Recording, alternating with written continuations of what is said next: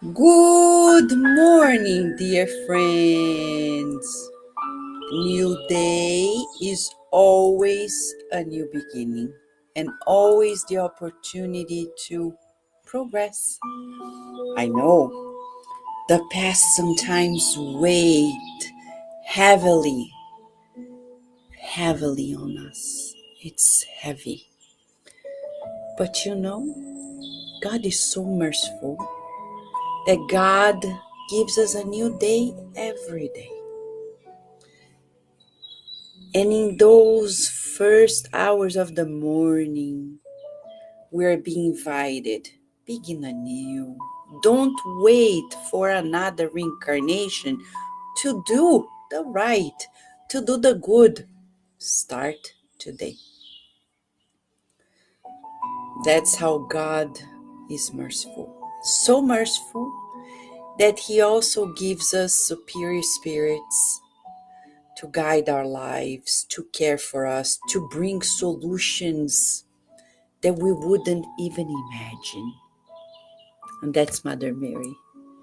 Again, yes, for 2 weeks, we're marinating ourselves in the seasoning of Mother Mary's love. She's the angel of charity. And today, the poet Bittencourt Sampaio. Bittencourt Sampaio is this amazing spiritist who had a legacy in Brazil. He was born in the northeast of Brazil. He moved to the capital of Brazil at the time, Rio de Janeiro.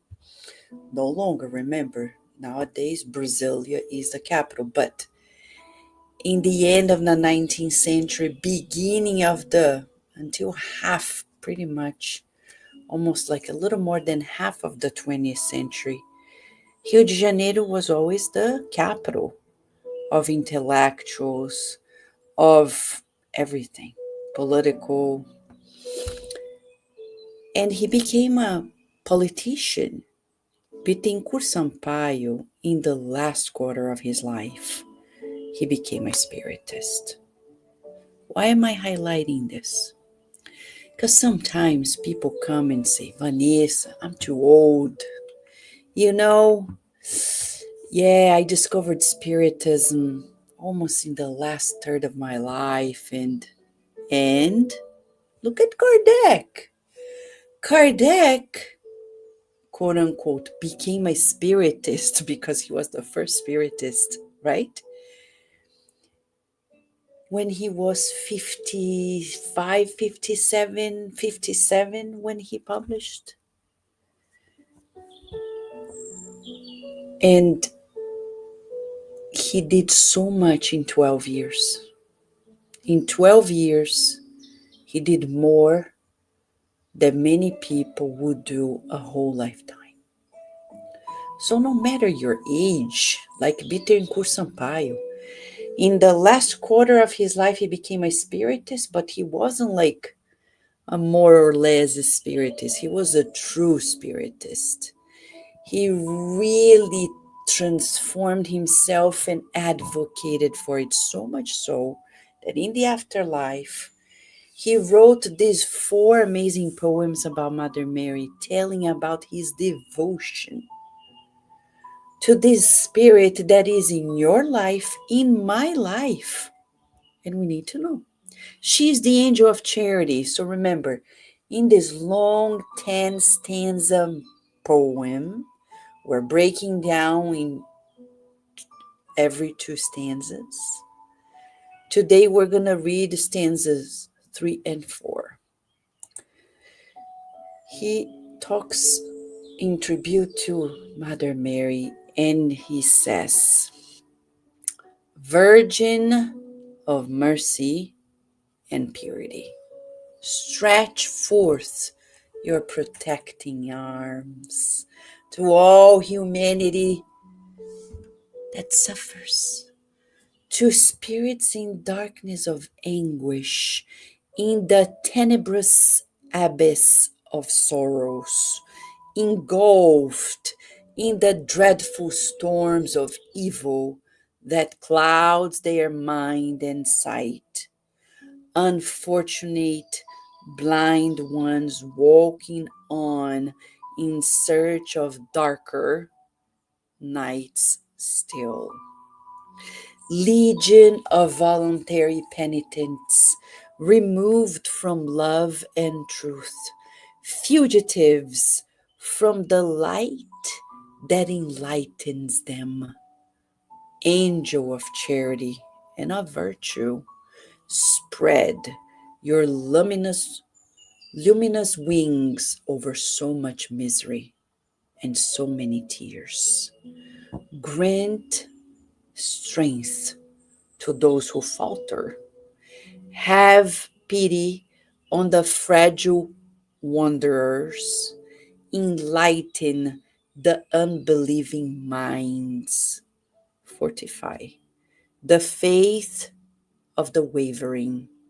Brighten the paths darkened of those who sink in the swamps of vice.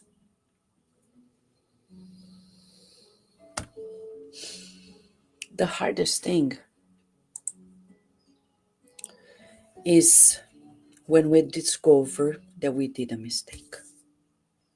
Why?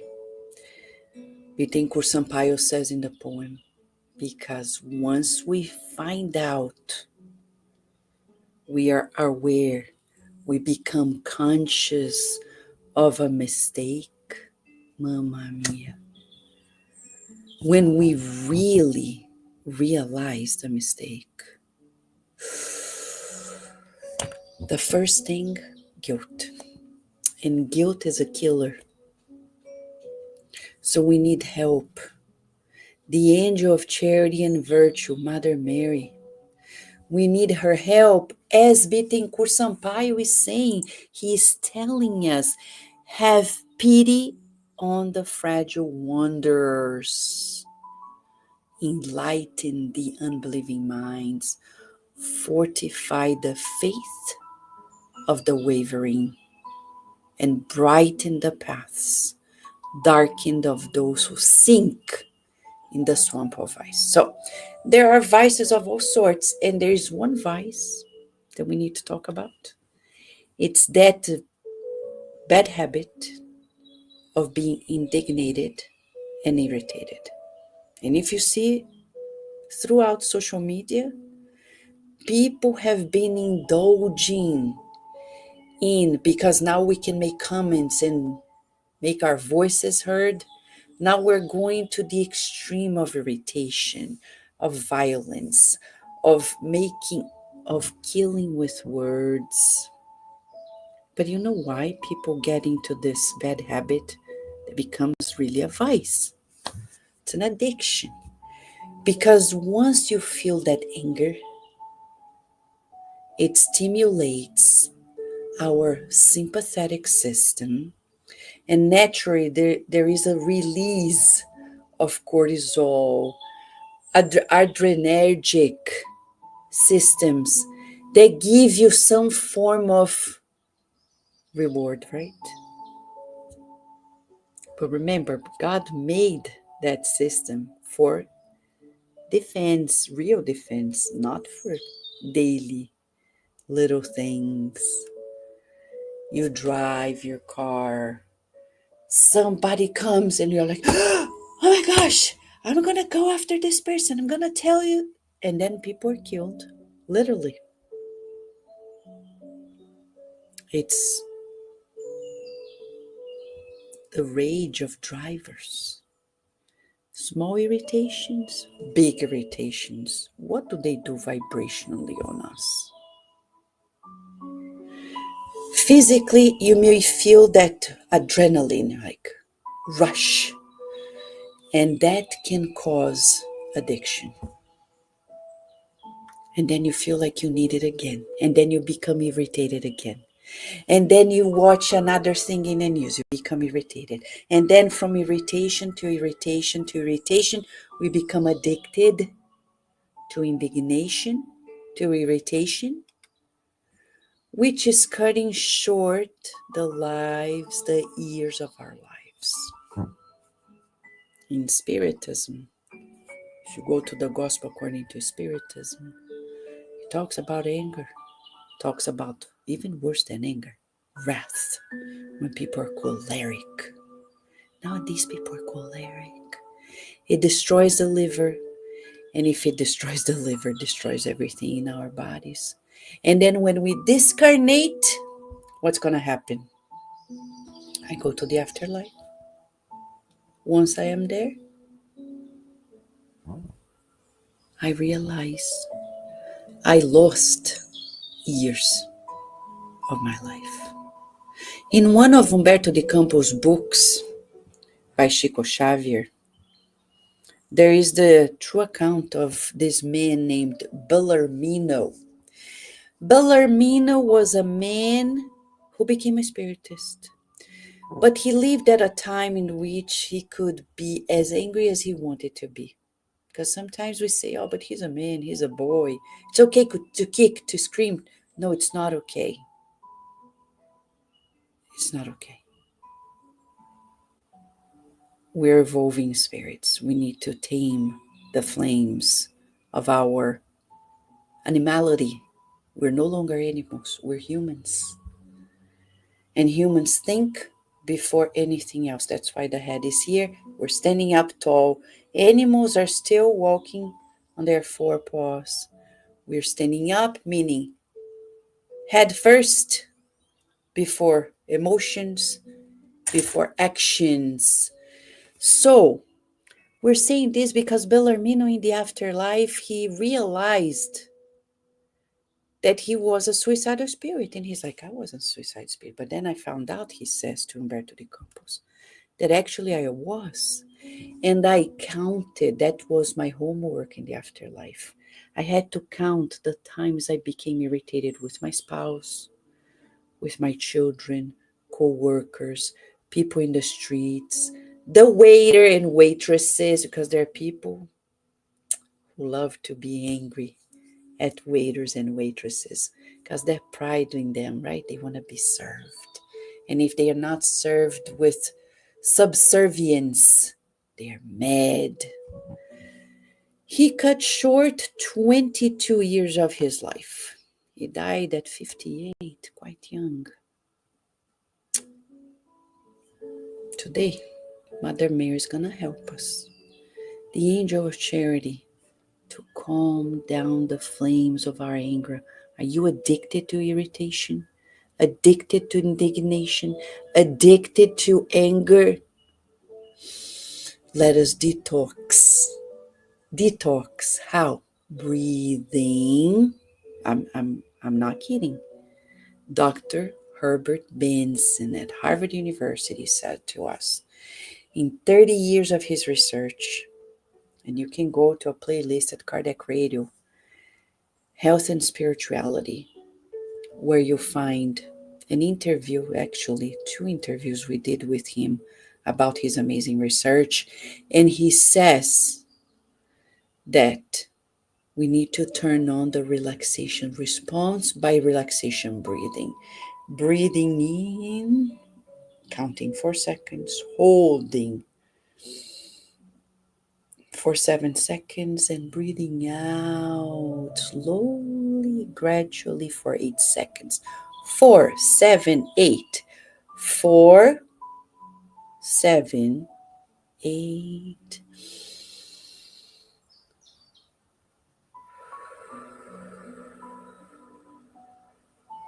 Before,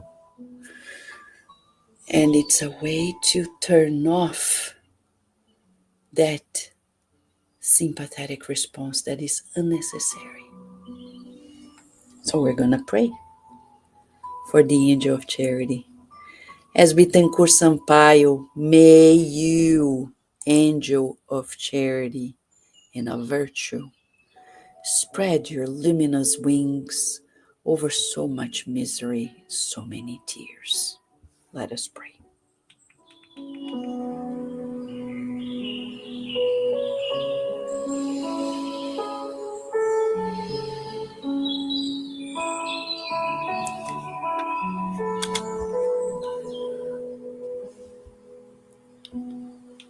Thank you, beloved friends, loving and kind, doctors, nurses, and therapists who at this moment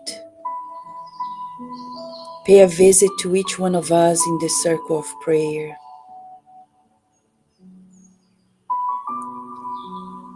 And shower your healing medicine, the energy medicine that we need for the mind and the bodies.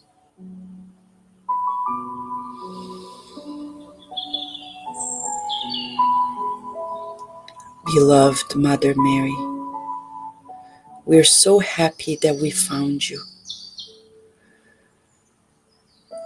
We were not fully aware of your mission on earth, but now, thanks to Spiritism, we know a little. Enough for us to thank for the countless times you and your loved legion of servants have rescued us in tragic discarnations, but also securing us in our reincarnations with wonderful reincarnatory plans. May we learn to preserve life in this blessed temple, which is our physical body. We're learning to respect it, to care for it, being more mindful before we feel, before we speak, before we say something that is going to hurt, and before we do something that is really going to be bad. On the contrary, through your guidance, under your guidance, we visualize ourselves more balanced, more loving, more patient, more caring, more prepared to do the good. And we visualize love enveloping all of us, our loved ones, into realms of life. Our homes, workplaces, our children's schools, our communities, spreading love throughout the streets of our cities, states, nations, the whole planet. And we visualize the leaders of the world being inspired by your loving care. We know evil is passing because it's simply the absence of the good. May we then do the good, more good today than we did yesterday, to counter the lack of light and feel your support, your encouragement, your strength, healing us from within. Thank you. And so be it.